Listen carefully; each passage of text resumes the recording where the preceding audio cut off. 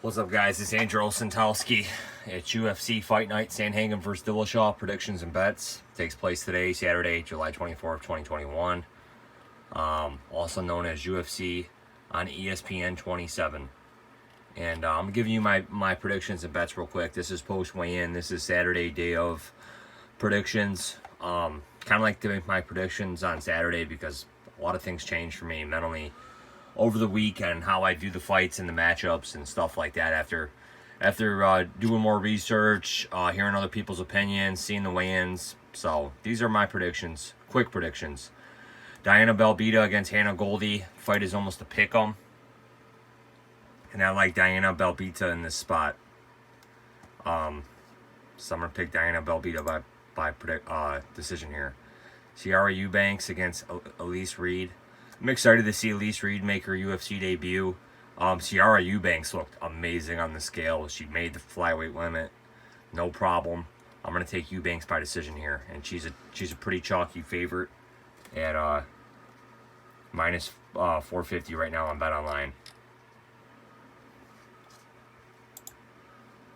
BetOnline.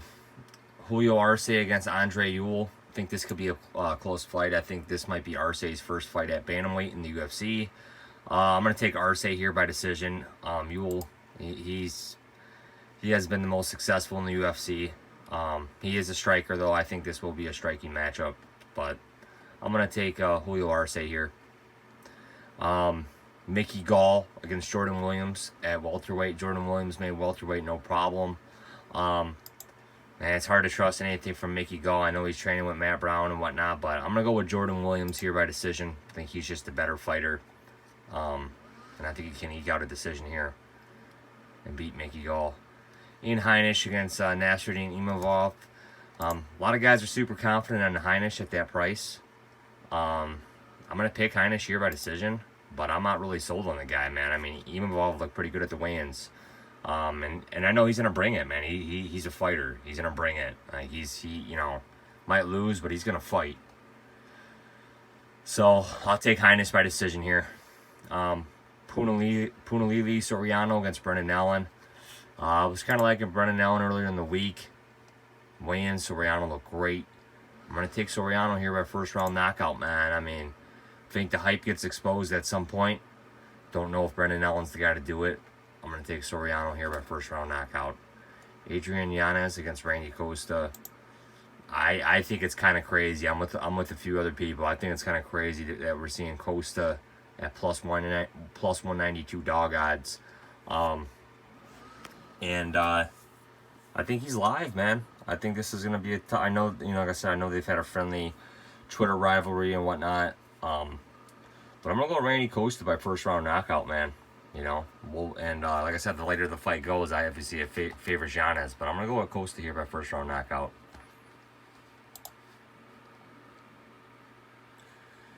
Next up on the main card, Macy Barber against Miranda Maverick. Like you said, I'm with Miranda Maverick here. That's my pick, but I'm with her too as far as opinion. As far as, like, I hate to see two prospects kind of matched up against each other. I know Barber's lost a couple straight.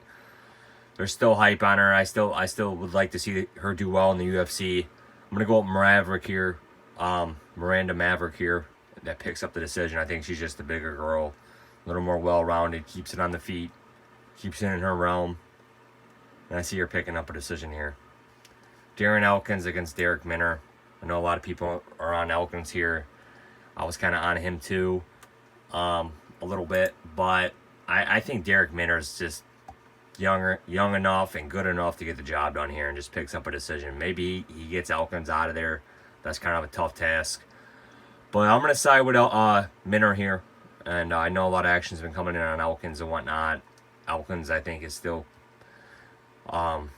he's still durable, but I just don't think I think he's taking a lot of damage, as his nickname implies, and I don't think he's going to pick up a win here.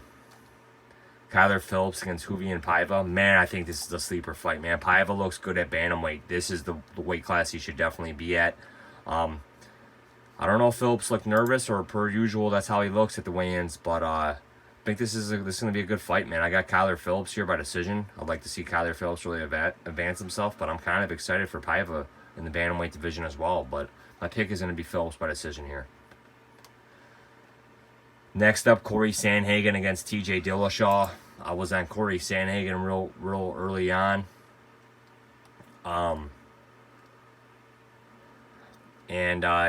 During the week, I started hearing a lot of people's opinion on Dillashaw, and it is, man. He is the former bantamweight champ, man.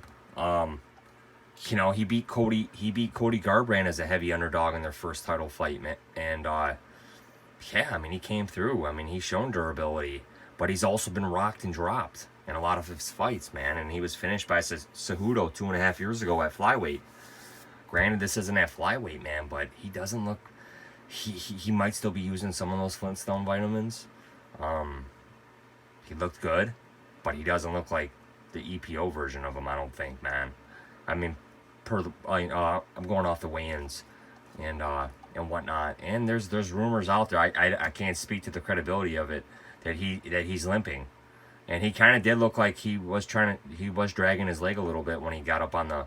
I watched him ascend the stairs to weigh in or to face off, and it kind of looked like something might have been up.